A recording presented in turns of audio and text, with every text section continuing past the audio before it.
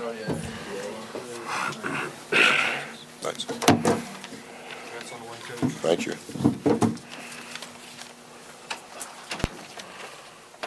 Okay, questions for Coach? Kind of, you talk about offensively, what did you feel you did better there as a team in the second half? I thought our turnover rate was too high in the first half. So I would say that would be the first thing. Turned the ball over the first 3 possessions and then had 8 turnovers in the first half, 4 or 5 against their zone. I think our numbers speak for themselves if you study them. I'm not saying that you do, but if we don't turn the ball over offensively, I think we'll score enough points. Buzz, in terms of your rotation and starting some of the younger guys first and then getting Zach in second, is that something that just kind of happened naturally, or was that something you wanted to try for the beginning of the season? Seth got hurt in the South Carolina scrimmage. We scrimmaged South Carolina on a Sunday. That was our first scrimmage of the year, so that would have been the day before Halloween, I think. And so if that was the 30th of October on the 29th, on the 27th of October, Zach sustained a concussive blow. It wasn't a concussion, even though Berman asked him on the side that. But if it is a concussive blow, you have to go through the protocol. And so leading up into the George Mason scrimmage, which was at George Mason the first Sunday of November, Seth nor Zach were able to practice. And so Zach missed from that Thursday through the Monday after George Mason scrimmage, and Seth missed all of it. We took the Monday off after at George Mason on a Sunday, so we didn't practice until that Tuesday with game number 1 on that Friday. And so it was not calculated by any stretch, and I think it's actually turned out pretty well. What do you like about how is it that Zach and Seth can come in and bring energy when it's needed, or do they bring experience? What's the difference? I think they're both really good players. That would be the first thing. I think within our culture, I don't think it's necessarily about who starts. I don't even necessarily think anymore. I think we've matured to the point that it's not about who finishes. If you look at who was on the floor to finish the game, it's about who helps us the most be in a position for the highest level of success. And we're going to play 8 guys, and those 8 guys know they're going to play. Sometimes they may play more than they typically do, but I think the culture of us is not predicated on who starts or who finishes, and I don't think that it has anything to do with their age. That's my opinion. How important was the ball movement when they went to the man-to-man, kind of getting it in and then back out? What did you like when you saw that? Yeah, I think we're fast. I think we're fast. Everybody says we're fast, like physically. I don't think that we're necessarily fast. We're not slow. I think what makes it appear as though we're fast is because of how fast the ball moves. I think so 18 out of 26 baskets were assisted. We didn't shoot it from the free throw line as well as we typically do. And then I think in the last game, I think we had 19 assists. I just think the ball's moving. I think they play for one another. And I think when the ball is moving at that pace, whether it's man or zone, at some point it's going to force you into rotation, which is where we are then our best. Given Ahmed's toughness, is it any surprise that he hits the big shot? Nah. Big free throws down the stretch? No. I mean this in the right way.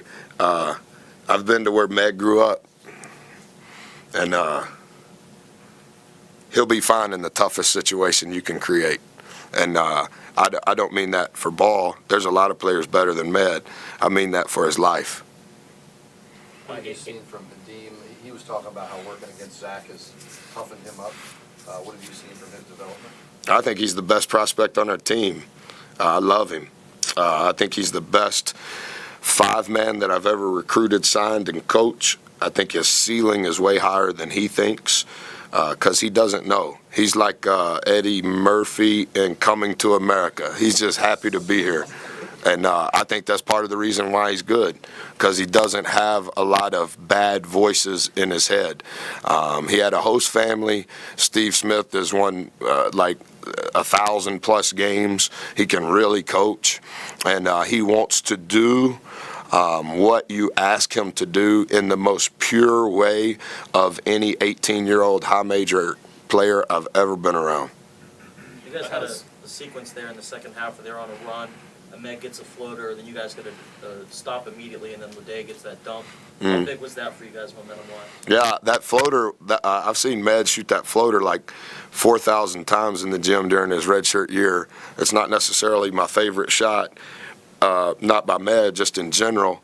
But, you know, when you play against those guys that are particularly as big as 11, Med's not probably going to score if he takes one more bounce, you know? I thought I'll try to speak in y'all's language. I thought the trap on the post with Chris and Zach that led to a charge, I thought that was a big play. I think that was around the same time as what you're talking about. Yeah. In Ann Arbor, you guys came back down the stretch. Here they made a run on you, but you held them off down the stretch. Is it becoming good in clutch time? Has this become a strong suit of this year's team? Yeah, thanks for asking. I hope so. They just said something like that along that lines in the radio. I think Michigan's really good. They scored 50 points at UCLA last night in the first half. The game before they went to UCLA, the final score was 53-50 in Ann Arbor over the Longhorns. And the week before, we had scored 73 and they had scored 70. So similar to what I said on the radio, I think Ole Miss is tough. Andy Kennedy is the dean of the SEC. He won 217 games in 11 years. It's a difficult job that he's embraced and done incredibly well. 8-21 seasons. I have great respect for AK, and I think that the complexion of their roster and how hard they play and how tough they play, I just don't think good teams are going to go away. Does that mean we're a good team because we didn't go away against Michigan?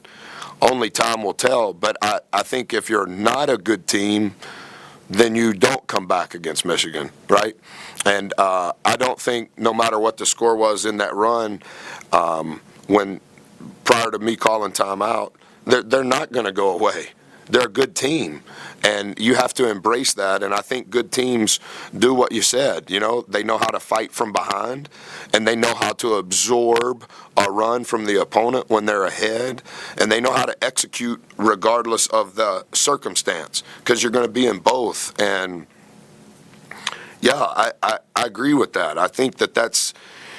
We need to continue. We don't say embrace it. We say hug it, you know, not a man hug, like a real hug, the ones your grandma used to give you. Like, we need to hug those types of opportunities because that's the only way that we're going to grow. How important was the Dean's beginning of the second half, after seeing how most of the first half in foul trouble? How big was it kind of frustrating Ole Miss's defense? What did you see out of him there? Well, they were still in the 1-3-1 to start the second half because we didn't handle it very well in the first half. We were trying to make the adjustments during the game in the first half, and we could never execute what it was that we were trying to get across, and we were kind of hung up. We settled for too many average shots, in my opinion, and I think we were able to completely flush it out in the halftime where they completely understood. I think that's why they quit running it, right? Because we attacked it the right way. He scored the first 3 possessions, I believe, and he should have scored 4 because he bobbled one of the balls, right? And it went out of bounds. I think it was our ball, and we scored on the out-of-bounds play. But I think Dream's a good player. But like I told him going into today's game, you've never played a kid in your life that's as mean and as good as this kid. And he's a senior, and he's literally going to try to destroy you. And you can say those things, but until you experience and feel that, which he did, like I think he played 6 possessions in the first half before okay, man, you're done. You felt it. right? So, I think 11's really good. With Johnny out and I guess Blackshear's status still uncertain, the foul trouble notwithstanding, I know he only played 10 minutes today, but how prepared does Nadeem have to be for more minutes if he can? Yeah, best question. I talked about this on radio, Nora, that what hasn't happened thus far this year is Zach has had 0 first half foul trouble issues, part of which I think is because he doesn't start. That's game 9. It's happened to Dream 4 times.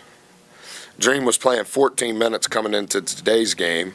I think we need to get him to where he can play 17 and a half, right? Because those 3.5 minutes at some point are the 3.5 minutes we're going to need if and when Zach gets in first half foul trouble. The only issue that Zach has had in foul trouble this year was at Michigan in the second half. He got his third a little quicker than I wanted him to, and I put Dream back in. I don't know if you saw the game. And Dream scored 2 possessions when Zach was he's in that gray area of foul trouble. What happens to Zach is, in my opinion, he gets really emotionally perturbed when he feels like he can't guard. And he's going to guard the biggest guy, and he likes that challenge. But when he doesn't think he can use his physicality because of foul trouble, then it just turns to butter. And so he can't play because he can't emotionally get past that hurdle.